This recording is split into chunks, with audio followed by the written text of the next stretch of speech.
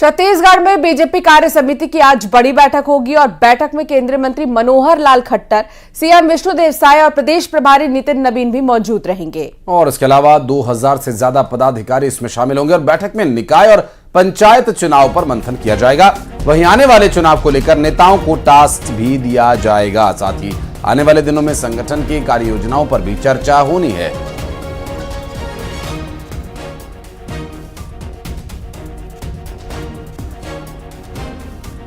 संगठन की आगामी कार्य योजनाओं पर चर्चा होनी है, जिसमें अब केंद्रीय मंत्री मनोहर लाल समेत प्रदेश के मुख्यमंत्री विष्णुदेव साय, प्रभारी नितिन नबीन सरीखे नेता शामिल होंगे। और ये कार्य समिति की बैठक निकाय और पंचायत चुनावों के संबंध में भी बहुत ही महत्वपूर्ण मानी जा रही है। और भारतीय जनता पार्टी जो हमेशा ये दावा करती है कि वो हर चुनाव के लिए हर वक्त तैयार रहते हैं, ऐसे में पहले विधानसभा का चुनाव, फिर लोकसभा का चुनाव और अब निकाय और पंचायत चुनाव के लिए भी केंद्रीय नेताओं की ड्यूटी यहां पर संगठन ने लगाई है।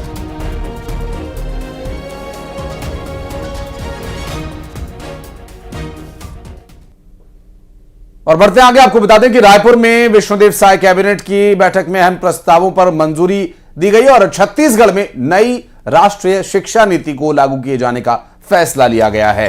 यहां स्थानीय भाषा में शिक्षा दी जाएगी और वन अधिकार अधिनियम के तहत पट्टा धारक की मृत्यु होने पर जमीन हस्तांतरण की प्रक्रिया को आसान किया गया है, जिससे कि जमीन का नामांकन और सीमांकन आसान हो जाएगा।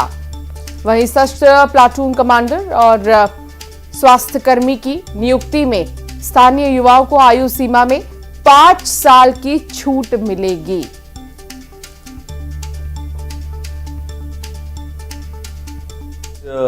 मंत्रिपरिषद की बैठक प्रदेश के मुख्यमंत्री माननीय विष्णुदेव साय जी की अध्यक्षता में संपन्न हुई।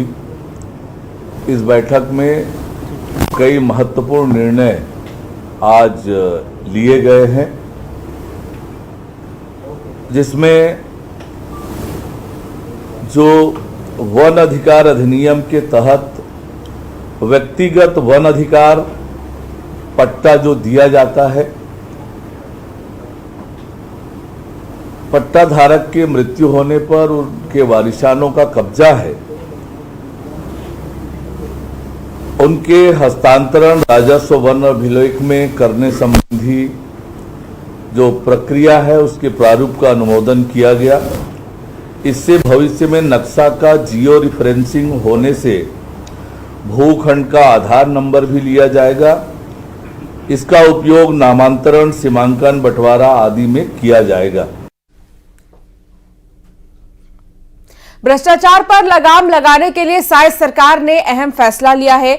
CSIDC के सारे कॉन्ट्रैक्ट जुलाई में खत्म हो जाएंगे और जब जेम पोर्टल से सभी खरीदारी होगी, भूपेश बघेल सरकार ने जेम पोर्टल पर रोक लगाई थी और अब वापस से जेम पोर्टल पर खरीदारी के लिए फैसला लिया जाएगा। CSIDC के सारे टेंडर्स हैं, अब जेम पोर्टल से सभी सरकारी खरीदारी होंगी। भूपेश बघेल सरकार ने इस पर रोक लगा दी थी। बड़े और अहम फैसले भ्रष्टाचार पर रोक के लिए लिए गए हैं।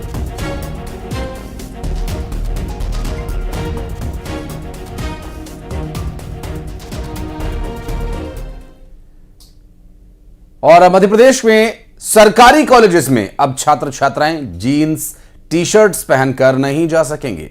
स्टूडेंट्स को अब सिर्फ यूनिफॉर्म में ही कॉलेज जाना होगा।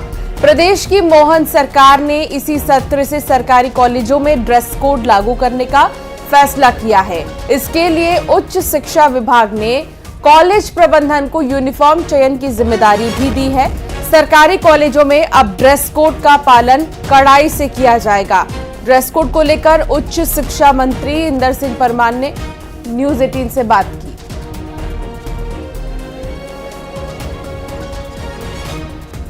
मध्य प्रदेश के सभी महाविद्यालय और विश्वविद्यालय में अब गणवेश की व्यवस्था होगी, यानी कि हर कॉलेज का अपना एक यूनिफॉर्म होगा। इससे डिसिप्लिन आएगा और जो बाहरी तत्व होते हैं, बाहरी स्टूडेंट्स होते हैं, वो किसी कॉलेज में प्रवेश नहीं कर पाएंगे, उनकी पहचान हो सकेगी।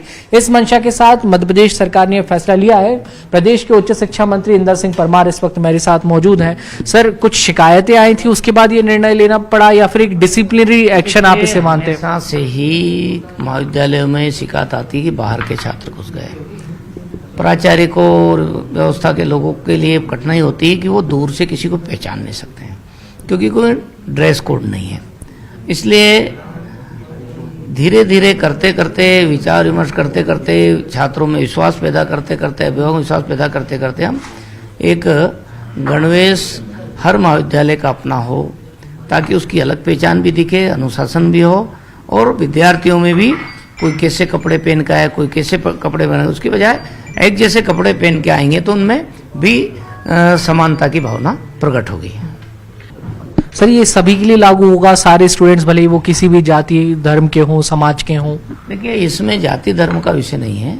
ये तो जो जिस कॉलेज में जो पढ़ता है वो कॉलेज में पढ़ने वाले विद्यार्थियों पर लागू होगा, और हम कोशिश करेंगे कि बहुत व्यापक विमर्श के द्वारा ही आगे जाकर के इसको लागू करें, ताकि सब लोगों में एक ड्रेस के प्रति भावना जागृत हो और महाविद्यालय में एक समानता का भाव प्रकट दिखे। इस प्रकार की कोशिश हम करेंगे। सर, किन्हीं परिस्थितियों में कोई विशेष छूट की बात भी है क्या सर इसमें? देखो, मैं समझता हूँ कि जो हम तय करेंगे वो बहुत अच्छा निर्णय होगा, सभी लोगों से विचार विमर्श करके, और सब लोग स्वीकार करेंगे। इसलिए इस विषय का कोई यहाँ महत्व नहीं होगा। ठीक। मध्य प्रदेश के उच्च शिक्षा मंत्री हमारे साथ थे और उन्होंने साफ तौर पर यह कहा कि कॉलेजेस में, यूनिवर्सिटीज में एक डिसिप्लिन हो, इसलिए ये निर्णय, ये फैसला जो है वो सरकार के द्वारा लिया जा रहा है। वीडियो जर्नलिस्ट मोहसिन खान के साथ न्यूज़ 18 के लिए भोपाल से वासु चौरे। और रतलाम जावरा में रेलवे विजिलेंस और क्राइम ब्रांच की कार्रवाई देखने को मिली, जहां टिकट दलाल विपिन जैन के सोमवारिया स्थित कार्यालय पर दबिश दी गई। टिकटों और पीएनआर की जांच जारी है। मुंबई, गुजरात सहित रतलाम, मंदसौर के अधिकारी मौजूद हैं। पर्सनल आईडी से रेलवे टिकट बनाने की आशंका जताई जा रही है और धारा 143 में मामला दर्ज हो सकता है।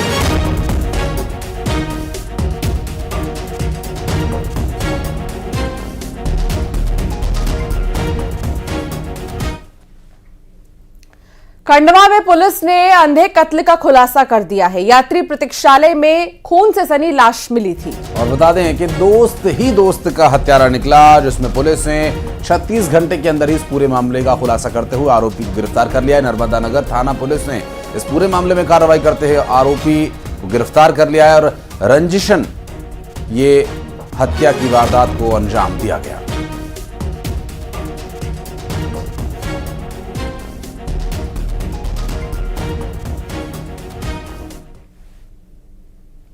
कांकेर में पुलिस और नक्सलियों के बीच मुठभेड़ हुई और इस मुठभेड़ में जवानों ने एक महिला नक्सली को मार गिराया।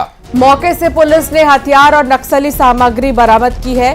वहीं महिला नक्सली का शव भी बरामद कर लिया गया है। बीनागुंडा के पास ये मुठभेड़ हुई है।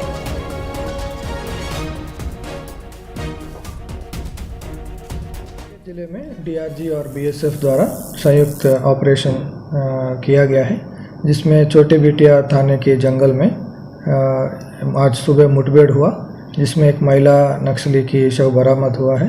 एक 303 और एक 315 बोर के एक राइफल भी बरामद हुआ है और भी अन्य सामग्री बरामद हुआ है, जो कि पार्टी वापस आने के बाद विस्तृत जानकारी आपको दे पाएंगे।